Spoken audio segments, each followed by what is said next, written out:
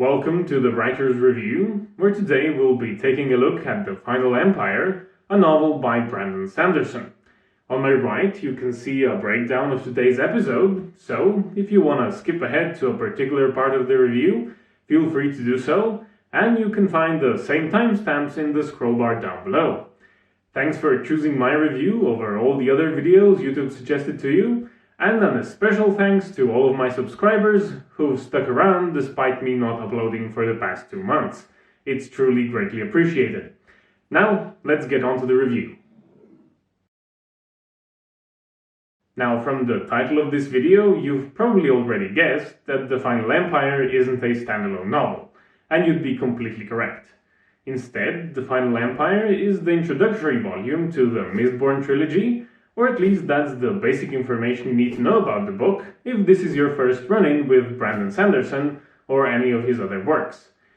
The Mistborn trilogy has already been published in its entirety, so if you're one of those people who likes to binge series without having to wait for new installments to be released, then this might be the perfect match for you. What you might want to know for after you finish The Final Empire and its subsequent 2 sequels, and are hungry for more of this fictional universe, is that the Mistborn trilogy is only the first arc of 4 in a wider Mistborn series, which is a sort of quadrilogy of trilogies. So, you can easily move on to Arc 2, the Wane and Wax storyline, which already has a few volumes out in print. After that, the Mistborn series also fits into a wider fictional multiverse called the Cosmere, which incorporates other series from the author, such as Warbreaker, Atlantis, and the Stormlight Archives, but that's not something you really need to worry about, because it's really made more for the really hardcore fans of the author. Back to The Final Empire, the novel is a pure fantasy title through and through, although not quite in the traditional sense, so don't expect to see elves, wizards, or any other typical fantasy tropes. But don't be put off by this, as Sanderson has created a completely new fantasy setting for this novel, complete with an original magic system, unique races, social structures, and terrifying fantastical villains. And as for the novel's narration style, The Final Empire is for the most part presented through the eyes of its 2 main protagonists, and this is delivered in the third person and past tense prose, although here and there throughout the novel the perspective does switch to a handful of supporting characters in a couple short sequences.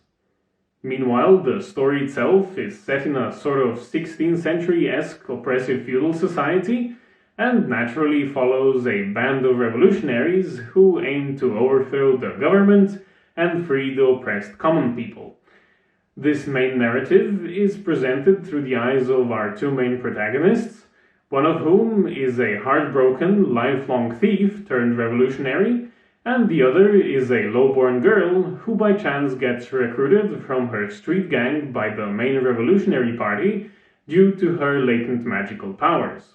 That then develops into a really enjoyable student-mentor dynamic between these 2 characters, but as with all great fantasy novels, there's a lot more to the story of The Final Empire than first meets the eye. But I'll let you discover that by yourself on your first read-through. Next, let's take a look at the novel's subgenre composition, so strap in because there's quite a lot to go through. First of all, we've got the drama, which is by far the most prevalent element in the novel, simply due to the plot's focus on the political intrigue happening within this fictional feudal empire.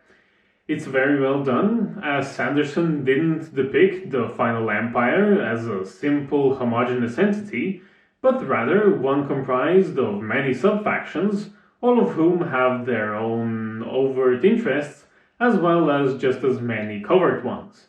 This allows the story to tie in many unique personalities with whom our protagonists have to deal with, and this goes both for friends as well as foes.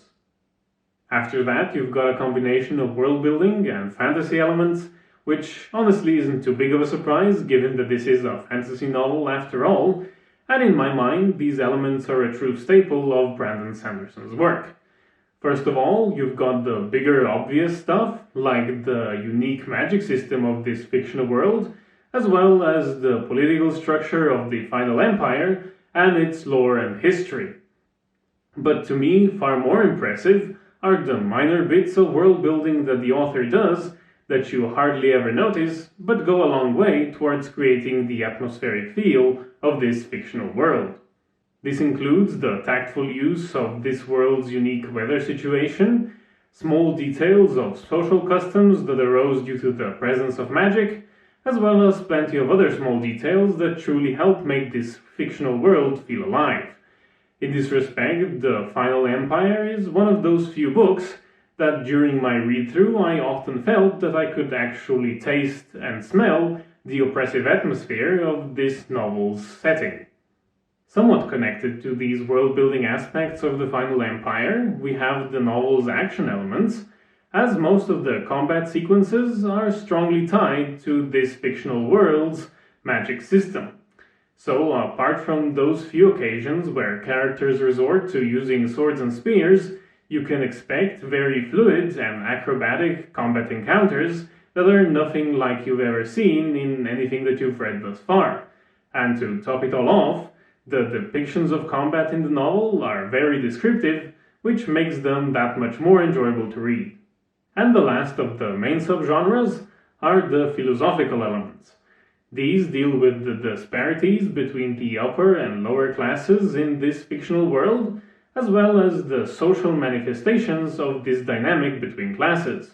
Alongside that, there is a strong focus on religion, in the sense of how the worldviews of cultures can influence their religions, as well as how religions in return can influence the worldviews of their people and spur them into action, all of which has strong ties into the main plotline of the novel. As for more supportive subgenre elements, we've got comedy elements which will definitely get a laugh here and there throughout the novel, but by no means should you expect a comedy novel from The Final Empire. Then we have the romantic elements, which start to appear about halfway through the novel's length, and they do tie to some extent into the main plot of the novel, although I wouldn't characterize them as the main focus of the book, although that does change with the two following installments in the trilogy.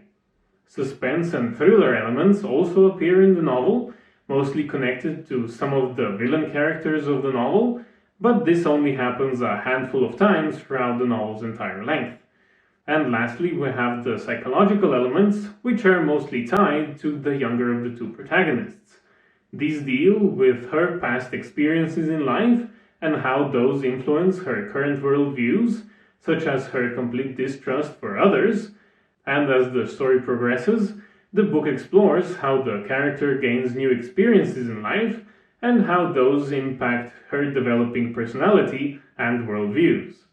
So in conclusion, if you can't tell already, I'm a huge fan of The Final Empire, the Mistborn series, and Brandon Sanderson's works in general.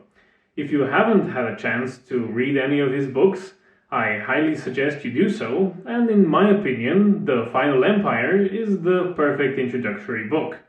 First of all, its story is complex and very entertaining, while also remaining approachable, while something like the Stormlight Archives series by Brandon Sanderson, while enjoyable, could be a bit hard to get into due to the ludicrous length and scope of every installment in that series.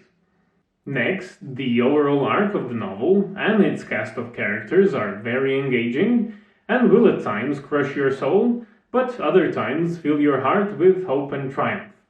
And for audiobook listeners out there, you can rejoice that the audiobook of The Final Empire is narrated by none other than Michael Kramer, who is in my mind one of the best audiobook narrators out there right now. But as always, if my recommendation isn't enough for you, I'll have the book's usual ratings up on screen for you now.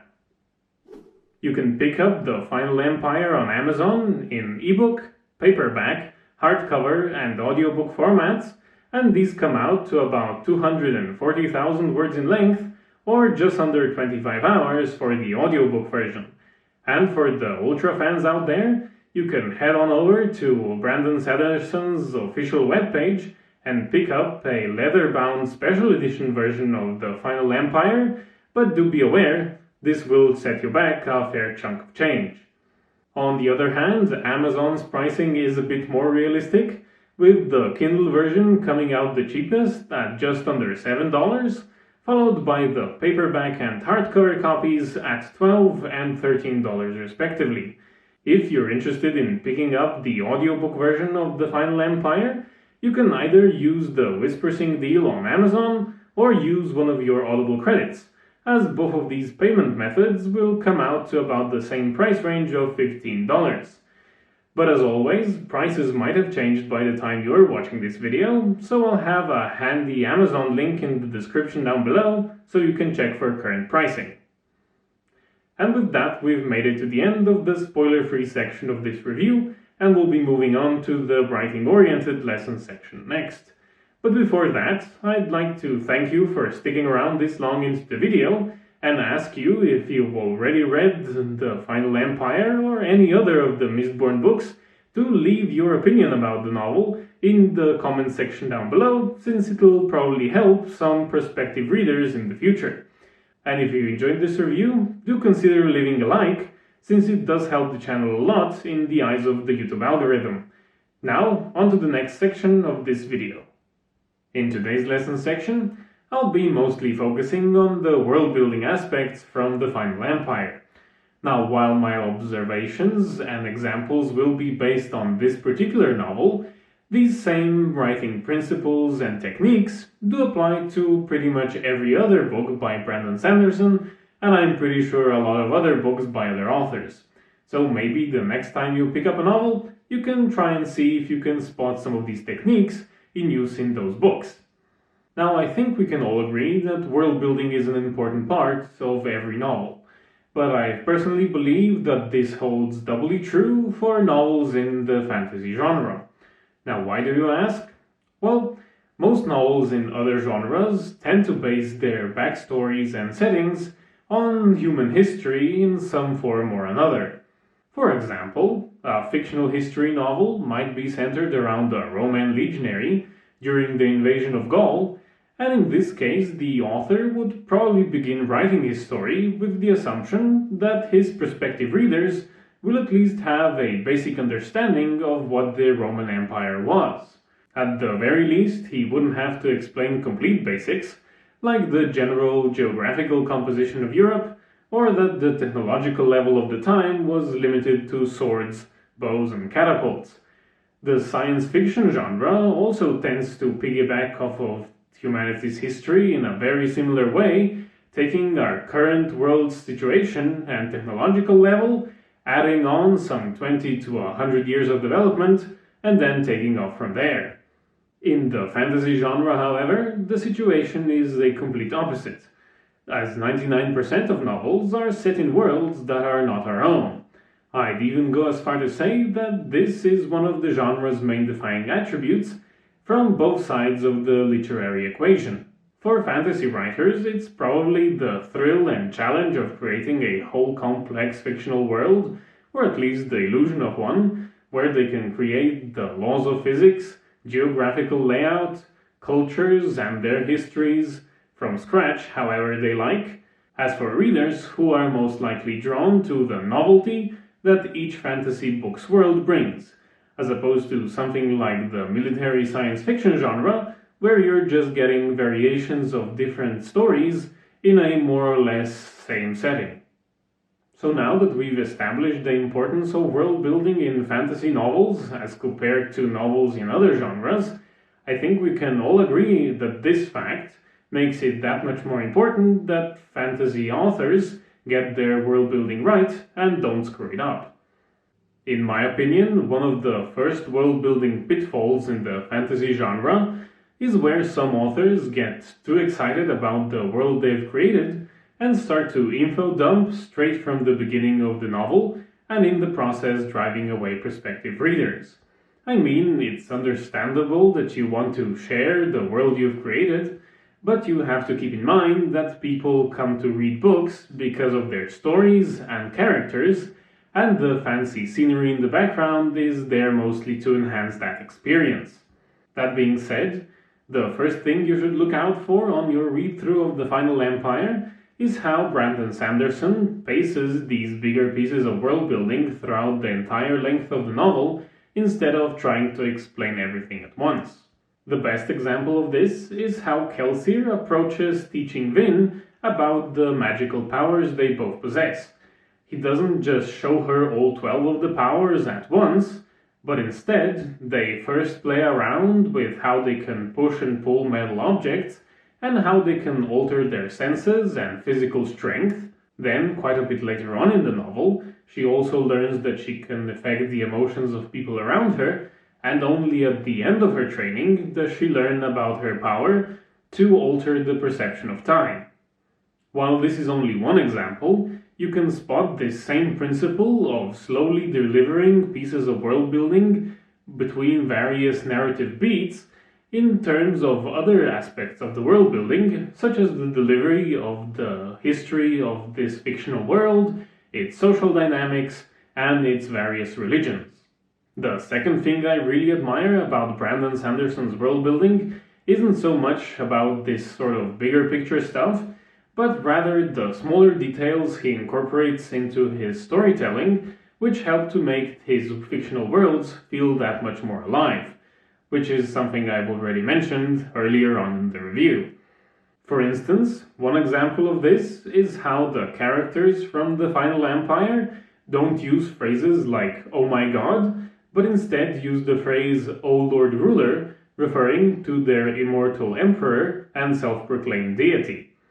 Another example of this is how characters casually interact with phenomenon, which for us would be completely bizarre, like the ash rain coming from the active volcanoes of this fictional world.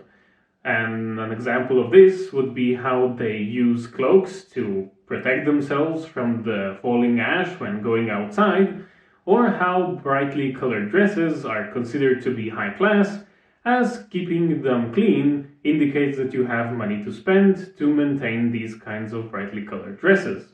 At first glance, these small details don't really appear as major pieces of world building, since they mostly deal with the minutiae of everyday life. But when you really think about it, it's these exact things that are most relatable to the reader, and therefore make the books that much more immersive to read. And while I haven't played with this kind of world building in my writing just yet, I kinda expect it to be more difficult than it first appears, but I guess I'll find out eventually. And maybe you will too, if you decide to incorporate these principles in whatever story you might be working on. Anyway, that's about all I had to say for this lesson section, and that means we've also reached the end of this video. Again, I'd like to ask you to consider leaving a like, comment, and sharing this video with a friend, since that tremendously helps grow this channel. And speaking of growth, I'd like to welcome the 10 new subscribers who've joined onto our small community over the past 2 months. I hope that this video and all future videos will be worth you hitting that subscribe button. Thank you all again, and I'll see you next time.